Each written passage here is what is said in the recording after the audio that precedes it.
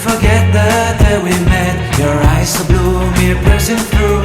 I can't forget the day we met. Your smile so bright, it made me swoon. Our love is like a summer's day, hot and endless in a magic way.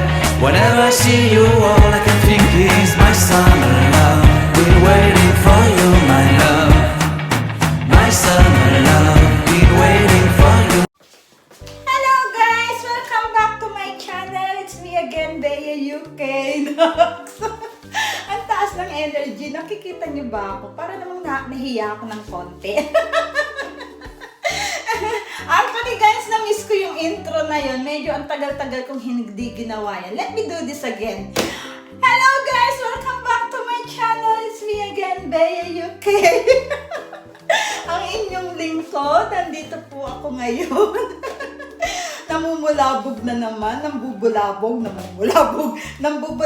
po sa inyong lahat. And as you can see, nandito po tayo sa ating munting tahanan. Munting tahanan, para naman laki ng bahay namin, no? And anyway, guys,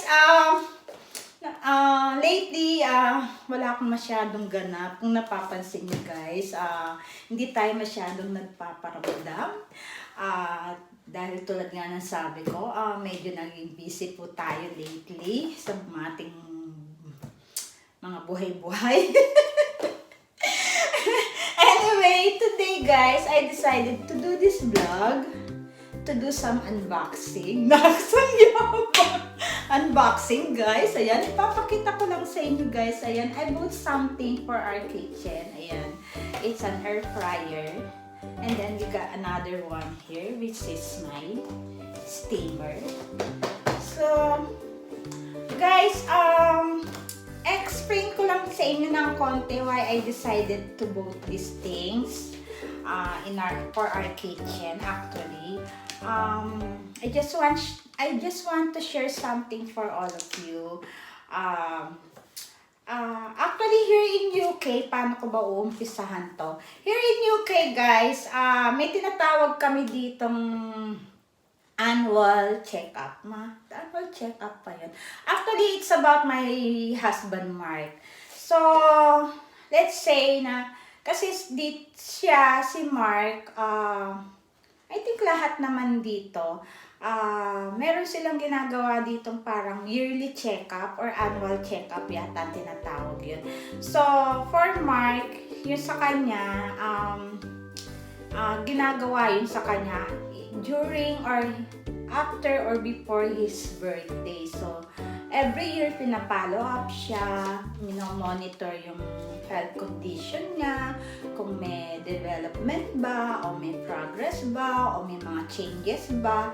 So, yearly meron siyang mga test o lab test na ginagawa o kinukuha. So, I think after his birthday, his doctor or the GP practice, we call it GP practice here, send him a letter and he booked his appointment for his annual check-up. So, he had the check-up. So, yung check-up na yun, it includes all his laboratory, blood test, urine, everything. Kasi Mark is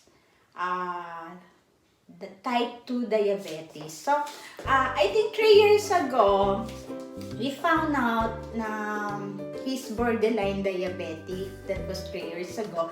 So, borderline diabetic means that yung condition niya is still manageable. Ibig sabihin, you don't need to take some maintenance or ma-solve pa yun. Depende na lang kung how you look after yourself, kung how you discipline yourself. So, unfortunately, with Mark's case, hindi niya masyadong sineryoso, hindi niya masyadong minonitor. So, this year, we found out na type 2 diabetic na siya, which means na he needs to take some maintenance, Luckily, hindi pa naman dumarating dun sa point na kailangan na niyang mag-insulin. So, kung napapansin nyo, Mark is a big man. Medyo, hindi medyo, mataba siya. Which we can say na, sabi nga ng doctor, he will be considered as a obese, nasa obesity stage na siya. So, talagang mahirap i-maintain yung condition niya because of his yung sitwasyon niya because of his weight. So, being a type 2 diabetes, ang dami ng risk. Last time we went to the doctor, they told us that he have a very high blood pressure. Tapos, ang masyadong mataas yung sugar niya, o yung cholesterol niya. So, for me, and it's a bit alarming, it's a bit worrying. I'm really alarmed and panicking because with the sense na knowing his family health history, so medyo nag-worry ako because his dad died because of diabetes and because of so many complications of his diabetes. So his dad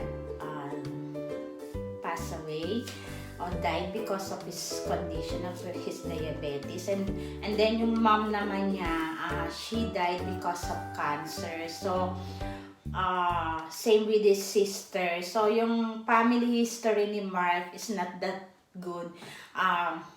Kahit yung doctor niya sinasabi that you have to take this thing seriously this time kasi they're really worried about his condition. So, ako naman, that time medyo, yun nga, nasa panic mode tayo.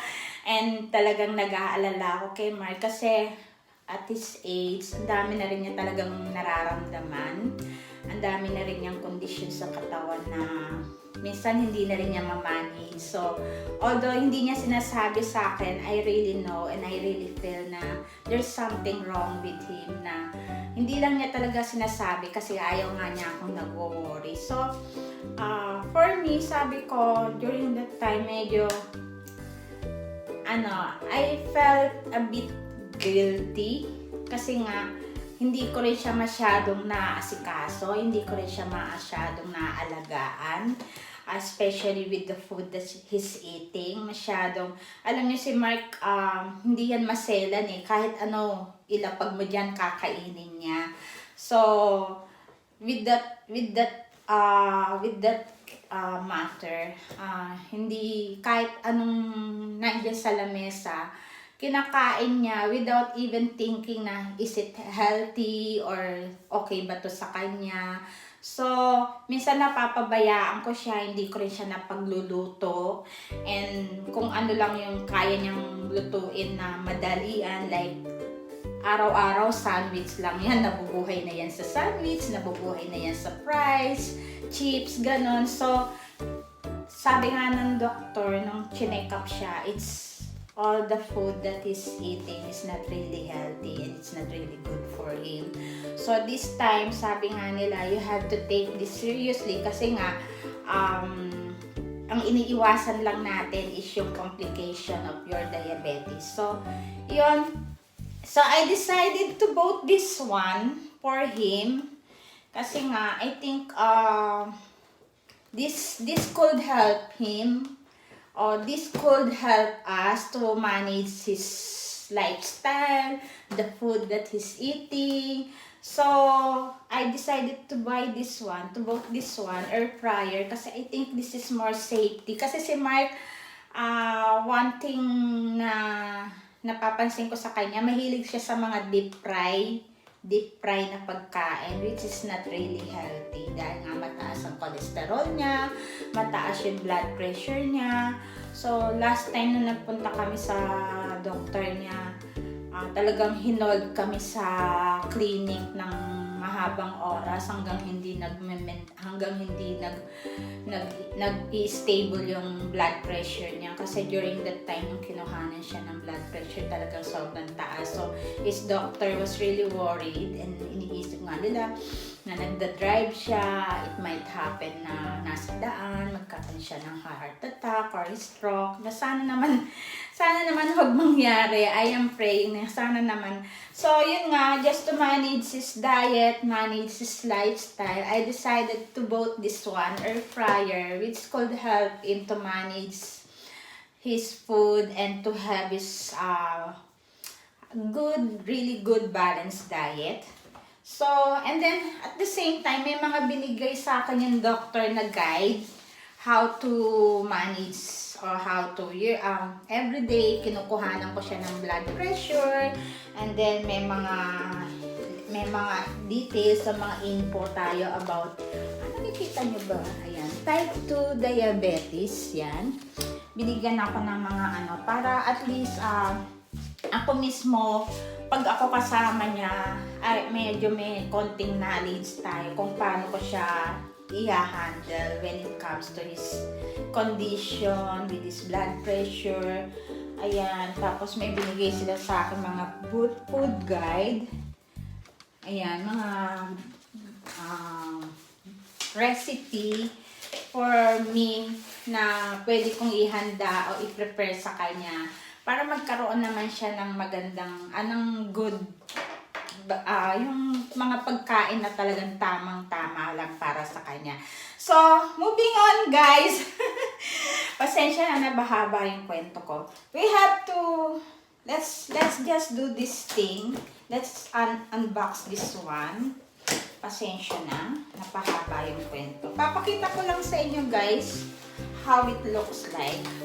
So, this air fryer, we bought it the other day. I bought it the other day. So, ayan siya guys. Actually, medyo may kamahalan siya. Pero, I won't regret how much it cost me. Basta, ang importante sa akin is for Mark to be healthy. So, papakita ko lang sa inyo guys. Eto siya, yun nga, Daewoo.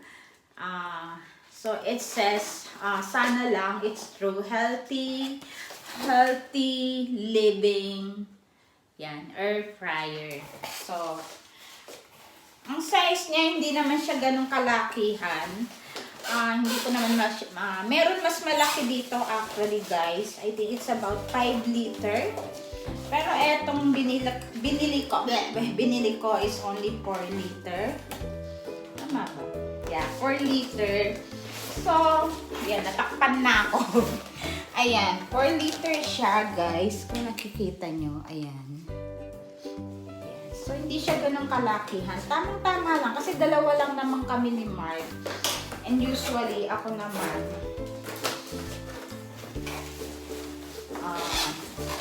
yun nga. Ako, next, I think, yung annual check-up ko, next na ako.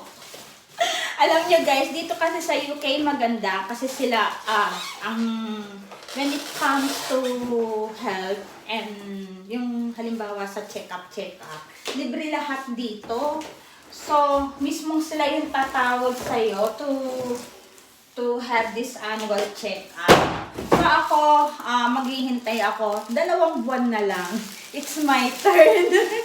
Kasi yearly yung ginagawa. I think before or after your birthday. So, ako malapit-lapit na rin ako. Kaya, I need to behave myself when it comes to the food that I'm eating.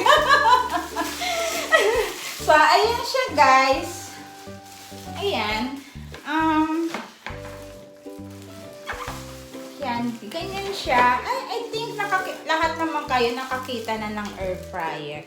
Ayan. That's how it looks like. So, dito, meron siyang mga settings. Kung anong mga klaseng food ang lulutuin mo. Meron dyan mga settings. So, Actually, lahat dito pwede mo siyang lutuin. Lutuin. Bisaya. Good. Lutuin. Meat, fish, kahit anong klaseng meat, pork, chicken, and ano. Tapos, I am not sure if you can also cook some. Sabi, pwede ka rin daw mag-bake dito eh. I am not really sure. So, ang sa akin lang, kung ano lang yung maisip kong lulutuin ko kay Mark, at least this is the easiest way. Kasi eto, you don't need to use cooking oil. Kasi nga si Mark, bawal na siya sa mamantika. Hindi na siya pwede sa gumamit ng kahit na anong cooking oil. Siguro, pwede naman, dahil sa nabasa ko dito, pwede naman, basta in moderation. Pero if you can stop or you can ignore, just not use cooking oil. Pero, yun nga, siguro mas okay. Ito at least to, okay na siyang anuhin. Okay na siyang, kahit magluto ka dito ng walang cooking oil, okay na okay siya. So, papakita ko lang sa inyo. Ayan. Actually, hindi siya kalakihan. Ayan. Ito siya. Ganyan ang itsura niya, guys. Para siyang kawali na malalim.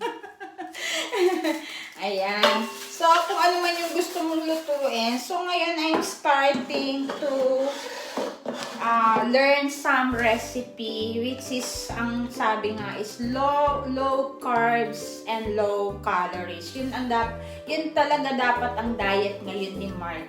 Or as much as possible, it should be no carbs, no calories, or basta yung in moderation lang. Yung kailangan lang i-manage mo talaga siya. So po, yan. So, ito siguro to start with. I'm gonna cook it. I'm gonna use it later. So, yan. And then another one, guys. I bought this steamer kasi, according to the doctor,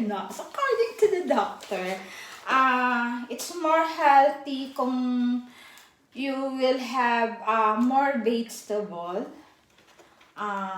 or you will add lots of vegetable into his diet, some green leafy. So, nagtatry akong magluto ng mga, kasi si Mark gusto niya yung mga steam lang, mga steam vegetable. Ayaw niya yung mga vegetable na niluluto sa maraming ingredients. So, ang siste, hindi ako marunong mag-steam ng vegetable.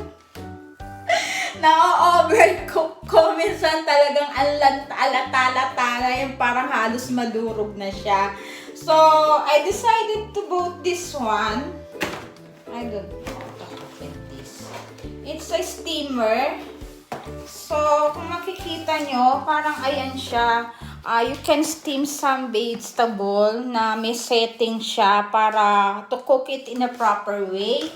So, I also bought this one para yun nga, matuto akong magluto ng tamang ano lang na vegetable na, diba? Ako kasi gusto ko rin ayoko rin ng overcook sa vegetable actually. Gusto ko yung parang half cook lang. Parang sinasabi, parang, yun nga, si Mark, yun, gusto niya yung ini-steam mo lang siya. Gusto niya yung vegetable very crunchy. Ayaw niya yung overcook. So, eto siya. Actually, hindi ko ina-expect na ganito lang siya kaliit. Kasi sa picture, actually in-order ko to online sa Amazon, guys. So sa picture, sa picture, ano siya, parang ang laki-laki niyang tignan. So when it arrived, nashock ako, ganito lang ba siya talaga kaliit? Ayan, so eto siya, guys. Makikita nyo.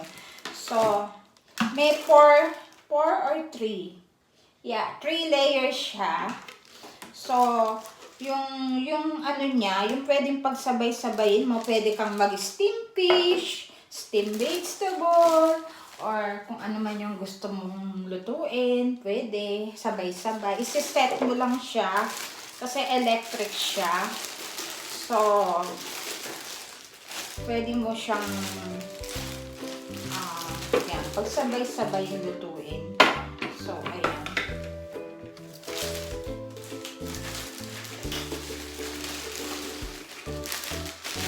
Maaano ko lang guys.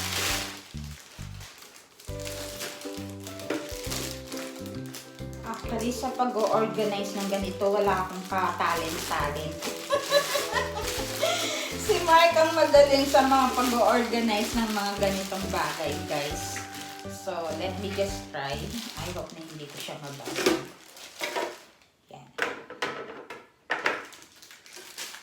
Dami niyang balot.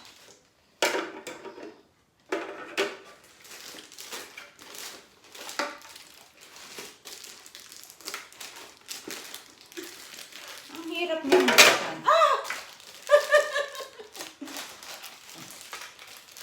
Ayan. So, guys, ayan siya.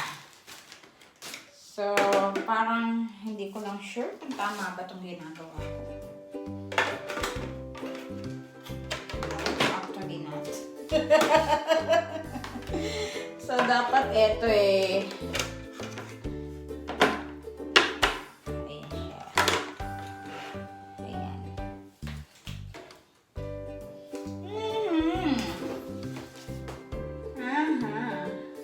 So, alam nyo guys, ito, pwede kayong magluto ng kanin or steamed rice.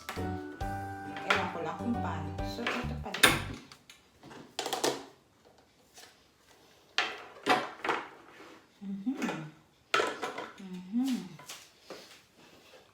I hope I'm doing this right.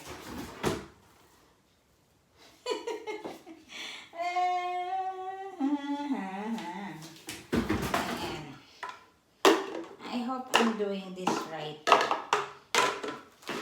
Anyway guys, ayan lang siya. Ganyan lang siya. Hindi ko lang alam. Mamaya pagdating ni Mark, papaassemble ko siya. So, ayan siya guys. See? Ewan ko lang kung tama yung ginawa ko.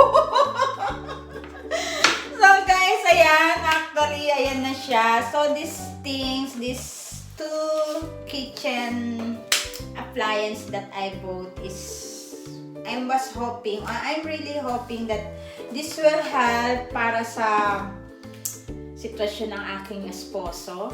Alam niyo po si Mark, when it comes to buying things, may pagkakuripot siya. So, pag bumibili ako ng mga ganitong mga bagay, lagi niya sinasabing, "Ay, you're buying again, you're shopping again," ganyan siya. Ayaw niya yung bumibili ka ng mga bagay na it's not necessary, kumbaga out of budget. But for me, kasi kung kailangan naman at mapapakinabangan mo naman and it will help you, why not, diba? I will not regret spending money for this stuff na makakatulong sa kanya actually. So ako, okay lang yan. Sabi ko, money can earn, but health is not. Actually guys, health is wealth. So guys, tayo, ang masasabi ko lang guys, ingat-ingat po tayo. Alagaan po natin yung mga sarili natin. Huwag tayo masyadong mag-abuso. I always said it to Mark, but unfortunately, yun nga, it's too late for him to regret, or sabi nga, nasa huli yung pagsisisi. Pero as long as maagapan naman natin at willing naman tayong baguhin yung mga way of life natin. So, for this now, guys, I just want to end this vlog. Thank you po sa pag-stay. Pasensya na po. Hindi po to LS. Pasensya na po kung napahaba. At pasensya na po kung medyo naging busy po tayo. But for this time, nung kasing nalaman ko about Mark's condition, medyo nadidepress ako. Medyo nag-panic mode ako. Kasi nga, as I said, eyewitness. Nakita ko kasi kung paano yung struggle niya o ng buong pamilya niya when it comes to his dad before. Alam niyo yung dad niya, diabetic, tapos later on nabulag siya. Part of the complication of his diabetes is nabulag siya. Tapos later on hindi na siya makalakad, naging invalido na siya. So, and then afterwards siya nagkaroon siya ng sepsis na connected din o part din ng complication ng diabetes niya. So for that thinking, parang nagpapanik ako, and the same time nagigilty ako kasi parang sabi ko parang hindi ko siya naalagaan ng maayos because of our busy life. We're both busy with our job. We are both busy keeping ourselves doing something na minsan nakakalimutan na natin yung condition namin or yung sitwasyon, yung health namin, which is not really good. So, for this one, I just really want to say guys na ingat lang po tayo sa lahat ng mga kinakain natin, ingat po tayo sa ating mga sarili natin. Yun lang po masasabi ko, at para na rin po natin maiwasan yung kung ano man pong karamdaman na pwedeng kumapit sa atin. Anyway guys, napapahaba na naman po ako. Thank you po sa lahat. Thank you po for pag-stay. Pagpasensyahan niyo po sana. Sana po nagustuhan niyo to kahit papano, at sana po kahit papano andyan pa rin kayo para sa akin. Dahil ako naman laging andito para sa inyo. Thank you guys! Happy life! Happy weekend. Ano bang pinagsasabi ko? Have a good day, guys. Enjoy your life. And don't forget, life is beautiful. See you soon. I love you all, guys.